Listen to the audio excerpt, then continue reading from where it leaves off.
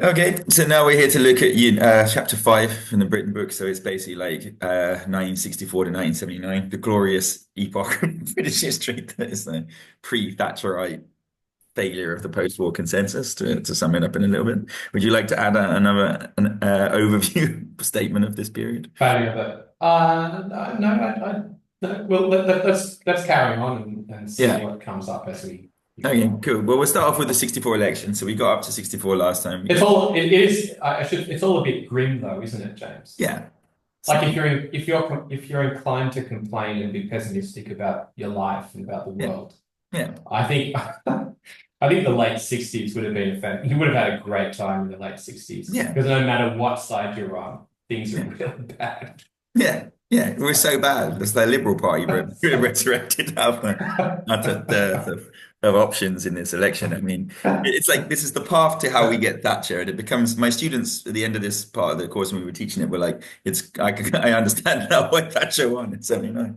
Yeah. So, yeah, so There's a this, lot, but it's interesting, just very quickly, there's a yeah. lot going on here that feels very familiar, actually, to even politics now. In Yeah, I think the we're coming to the death of the uh, Thatcherite consensus. This was like the death throes of the post-war consensus. I think we're in the death throes of the Thatcherite consensus now. So I think we need, there's got to be something new. And in the same way, not to jump too far ahead, in the same way, 79, it was either going to go to the Unions or it was going to go to the right to Thatcher. It's either going to be a Thatcher of the left, I think, this time, the left would move, or like reform. Yeah, we're yeah. definitely in that epoch where it's like the normal Thatcherite economics isn't working anymore. We need some new thinking, and neither side's coming up with anything at the moment. I think we're in the kind of Heath Callahan era of this Yeah. Thatcher. The really I think one of the really interesting lessons here, and Yeah, then we'll jump in, but there's just so much crossover overlap between the left and the right yeah. um, here, right? But there is in I mean, England in now, but some it's ways, it's under not a huge difference. I mean, it's interesting because we live in some ways very polarized times, yeah, and things were pretty polarized back then too. If you were on the far left, particularly, yeah, yeah, but on the other hand, yeah, there's a kind of sort of middle path that sort of bumbling along. yeah. Uh, But I still think like Blair and Major and Cameron. Maybe not so much Boris and Liz because they're a bit rubbish, but like and like Liz Truss, I won't hear anything bad said about Liz Truss and like this. and Starmer. So that kind of they're still following the Thatcherite, they're tinkering inside the Thatcherite world in the same Yeah, way that Wilson and Heath and Callaghan, Macmillan are tinkering inside Attlee's world. You know what I mean? It's like basically we've had Attlee's world, we've had Thatcher's world. All the other prime ministers are just living in those two worlds and operating yeah. inside them. They're the two major movers and shakers who've like shifted, the foundations of the country, I think. And we need So I another. suppose, yeah. So I suppose this is the not exactly a preface, but it's the running up Yeah. um, phase to Thatcher, which we'll Yeah. Yeah, look at I next think week. so. In a sense, like I think Attlee and Thatcher are giants. They moved stuff. You know what I mean? The others worked inside it. We need another Attlee or Thatcher. I don't know who, what, or where. I'll put this on YouTube now. My money's on the Labour Education Secretary, but I'll probably live to regret that statement. I I think Liz Truss might come back and make a major impact. Should be the, yeah. That's the final straw, the winter of discontent too. I mean, she All might. right, If we she better does, get she's going going. to be the Callahan in this story. Uh, All right, so the first question is why did the Labour Party? Everyone's going to be wondering what we're talking about in this video now. Yeah, I know. And so I'm really sorry. If you've stayed, you're still listening. Congratulations. You made it through the Well, test. it's important to have the overall thread as well of where the country's going, because I think it is vitally important in Britain to understand the ebbs and flows. I think it makes it much easier to operate inside it. Well, Yeah. let's start with the essay question. Why did the Labour Party win the 1964 election? So I Okay. broke it down into three factors of Labour strength, conservative weakness, and revival of the Liberal Party.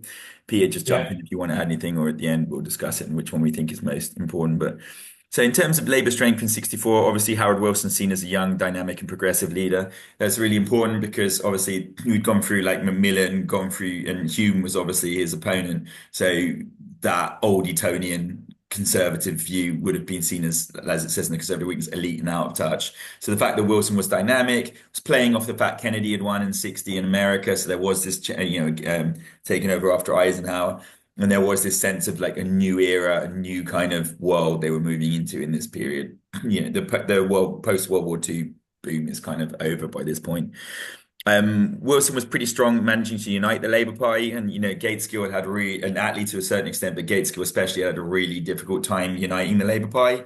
The left and right wings had, Gateskill was clearly from the right. He'd had a lot of rebellions on the left-hand wing, first from Bevan. They'd had a lot of fights in that party, and now Wilson's able to unite them both by giving them both a voice.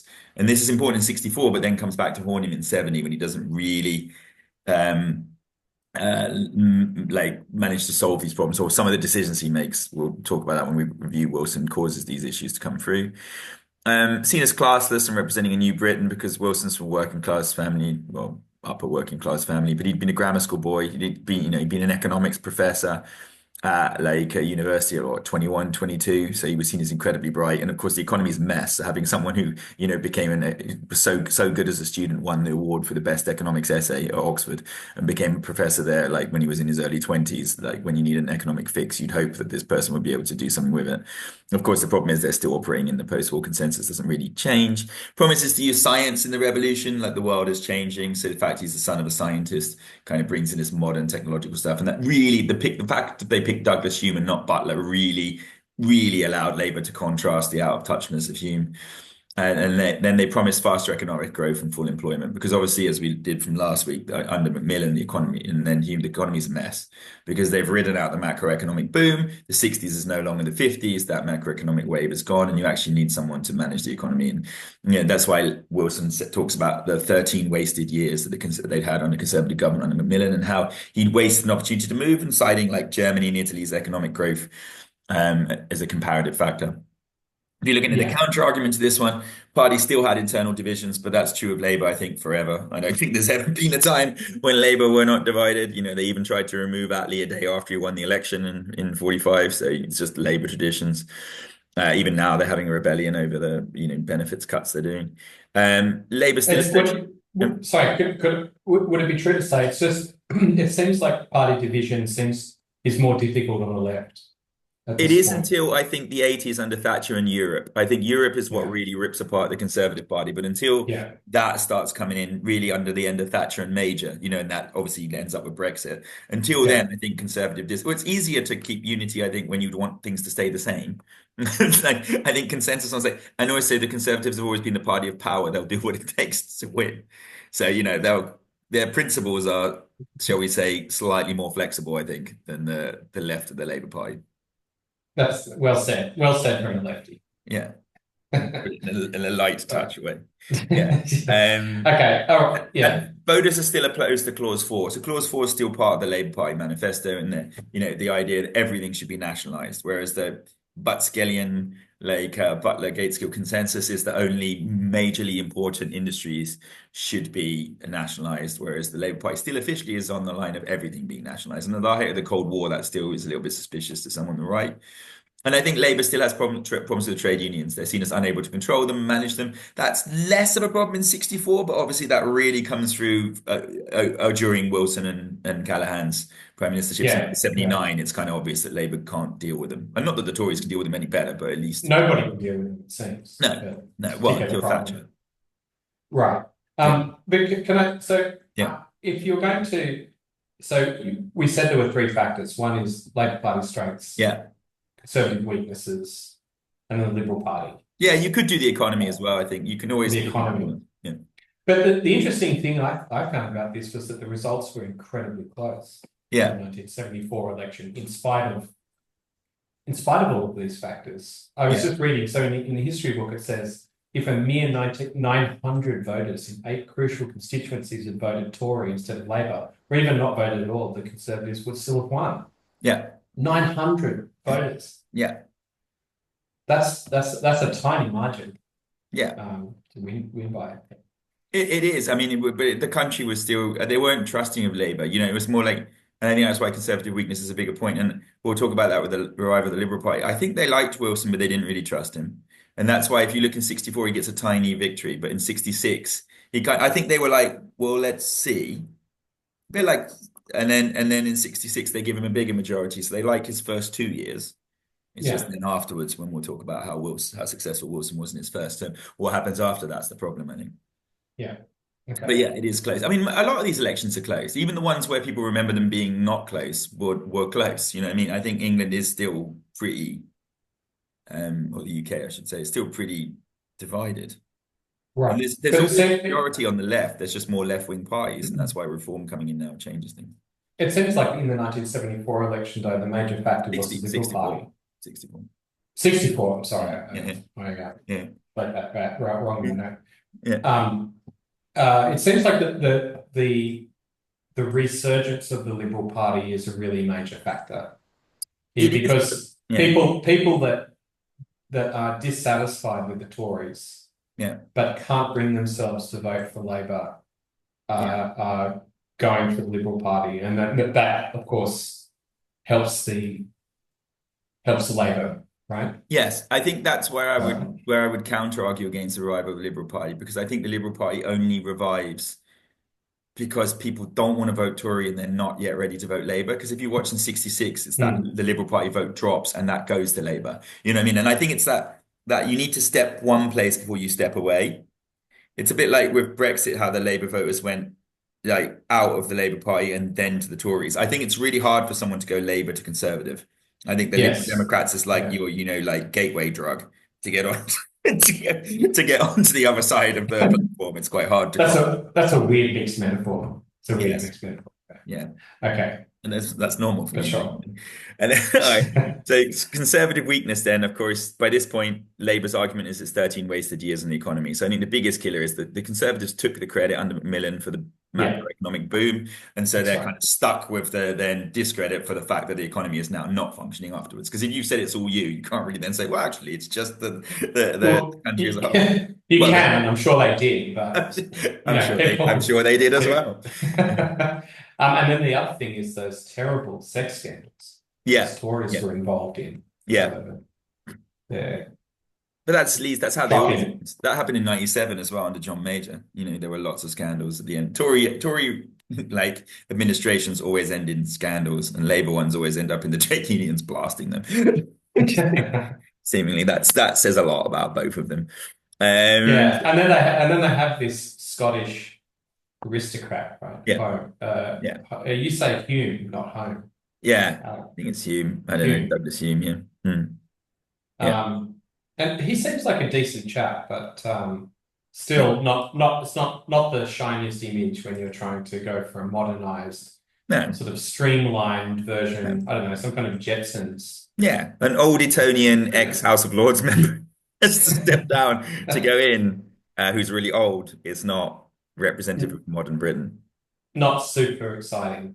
Yeah, No, although he was nice. I think I told you the story, but they, two students attempted to kidnap him right before the election. that's right. And when they went to his house and he invited them in for some beers and said, like, if you kidnap me, the Tories are definitely going to win the election. So come and have some beer. And he ended up having beers with them and then they sent them home. That was fine. And I was like, so as an individual, as a human being, you can't really have a problem with someone who does that. That's quite, Yeah. yeah.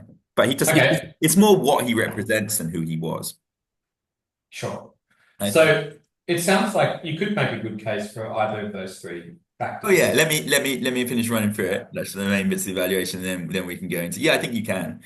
Most of these essays you can. That's what makes them interesting. There's always the odd essay like Pitt winning the 7 Years' War. That's kind of obvious. Other ones, I think you can make the case. It just depends where you want to go with them.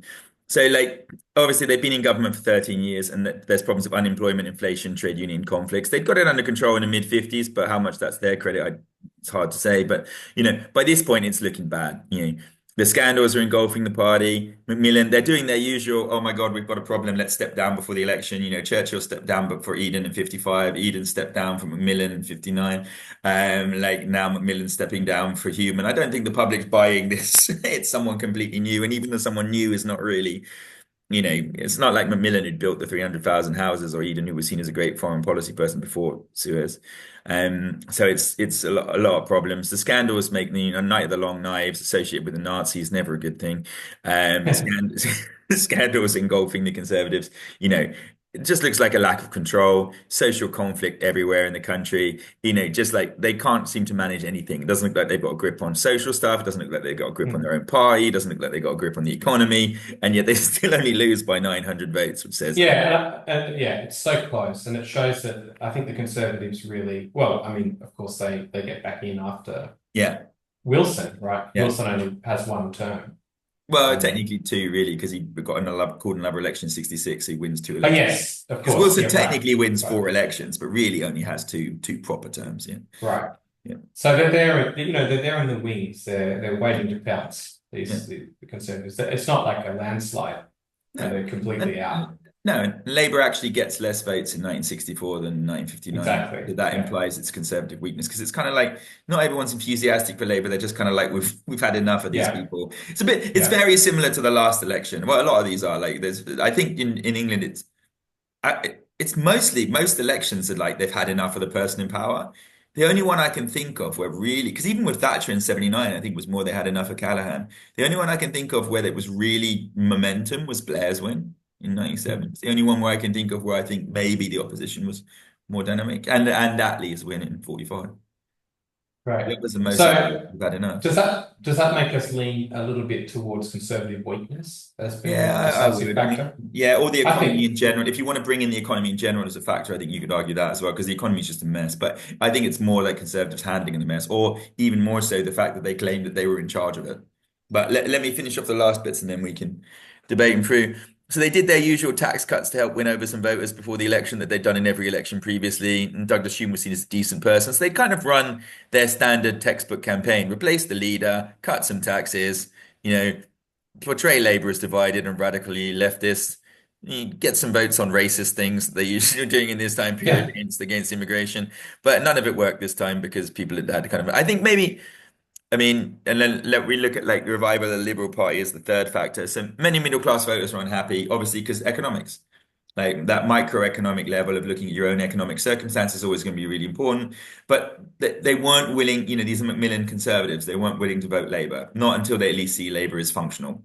So they voted Liberal. And that was, I don't think the Liberals were doing anything. They'd won some by-elections, but I think that's just a more dissatisfaction with the two major parties. yeah, This revival brought them publicity, increased funding, and some talented new recruits. And I think that talented new recruits and that eventually thought becoming their leader, I think is much more important in the 70s. But I think so. This is like their revival allows the liberals to be a much more impactful force in the 70s and 80s. Um, yeah. but they gained double their votes. They did hand Labour some seats, and as Labour only won with a few seats, those if the Liberals hadn't been there, they wouldn't have got it. But the question is, why did the Liberals get that vote? And I think it's just basically that the Conservatives by this point have run out of ideas. They were playing the same playbook to a different game. What do you think? Which one would you think was most important? Which are the factors? Yeah, Yeah, I think I'd say conservative weakness. I yeah, think I'd be like because you can also get to the revival of the Liberal Party in a way you could make an argument that its revival is also due to conservative weakness, dissatisfaction with the Tories yeah. that help it grow regain its strength. I think so.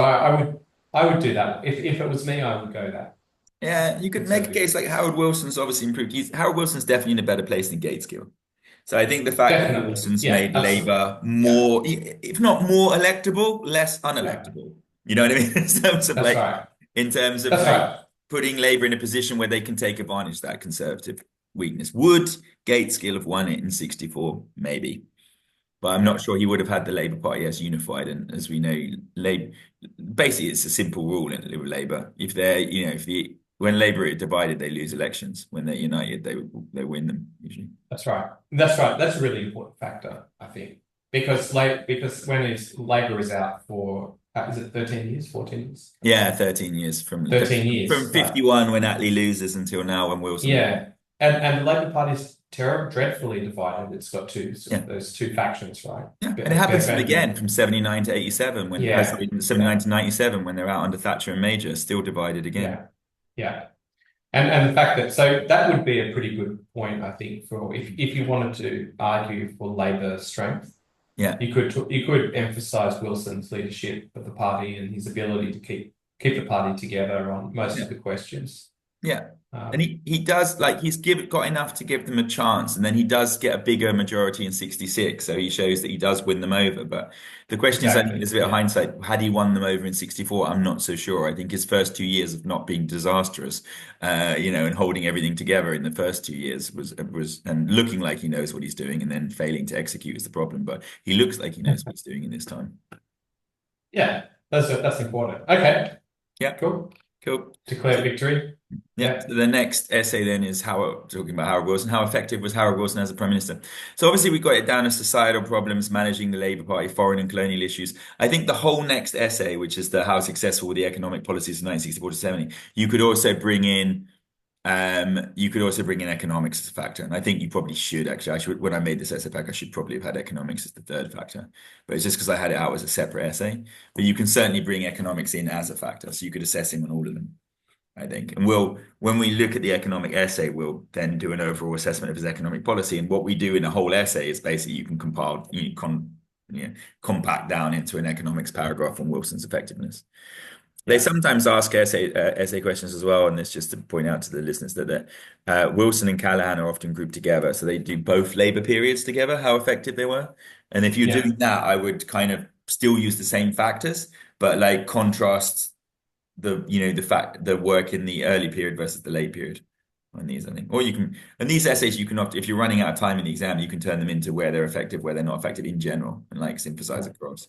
If you need Yeah. better to put 5 paragraphs, but if you're under tight for time, put four and just make them a two-sided essays can always be turned very easily into a 4 paragraph essay. Where were they effective? Where were they not? Yeah. Um, Yeah. Okay. Okay, so just to give a brief overview of like where you can do this tactically if you're looking at it. So okay, we'll start this one. So how about was it, so in terms of societal problems, again, I'll give an overview of all of these, and then like I said, economics we'll leave out, but we'll deal with it afterwards, and then we'll kind of put in. I would say economically, you can say he was a disaster. Let's just put it that way. And then if you do it in here, it would be a not effective, and then you're running through. But we'll talk about it in more detail.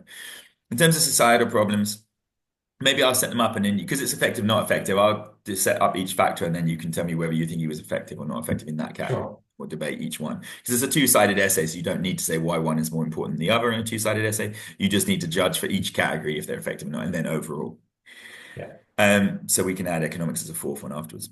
So in societal problems, he made the death penalty illegal, which was social progress because the death penalty is out. But of course, at the same time, it was still very popular in Britain. I think the majority of people still wanted to keep the death penalty. So it shows progress and like a contrast. And obviously, that would be vital for us joining the European Union later because death penalty was illegal in European states and you have to have equal legislation.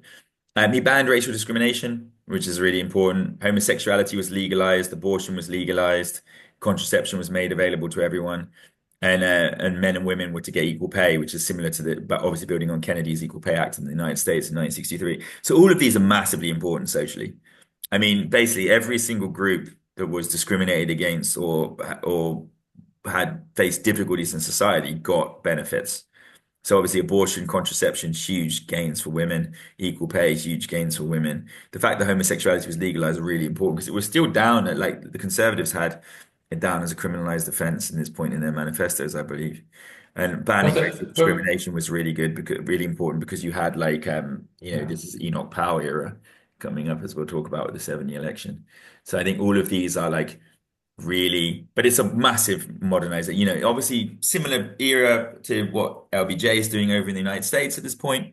Um, and then the other one for society was he creates the Open University, which gives opportunity for everyone. He himself says that said his greatest legacy was the creation of the Open University. That was what he was most proud of all of his time. Because of course he is a grammar school kid himself, he came through from nowhere to get an education. So I think he felt opening that up was really important. But in the way that was not effective is it irritated some traditionalists who saw this as creating a permissive society. And this is a kind of problem for him because of course he's got a few of these conservative voters who've come across, the Macmillan conservatives who've come across to him. Yeah. You'd assume if they were voting Conservative in the 50s, this may be quite far away from where they saw things moving socially in that time period. And I mean, this is an interesting problem I think the Yeah, left yeah, has struggles with today too, yeah, even today, and that yeah, that is that some some of their constituents, some of their supporters are very progressive, Yeah, very cosmopolitan, especially the urban. educated urban elites. Yeah.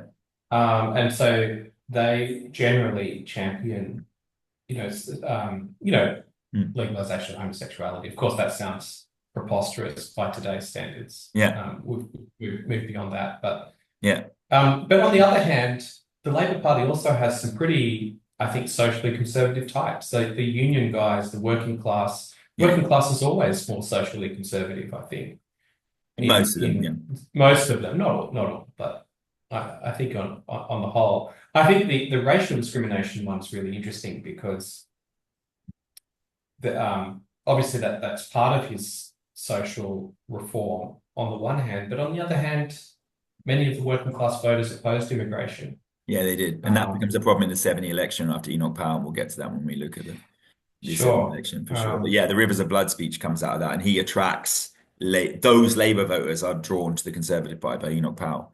And like he handles that really impressively on a political level of how to gain from that opportunity by playing both sides. It's quite a good Yeah. move. I would add probably that another factor in this, if you wanted to bring in the economics, Yeah, it is a period, although there's, inflation and increasing problems, there is still, people are able to afford things and to do things that they really couldn't do before. yeah, People can travel, yeah, afford, TVs and cars, things yeah, like that, go on holidays. yeah, And I think that the economic prosperity brings about its own kind of social liberalism.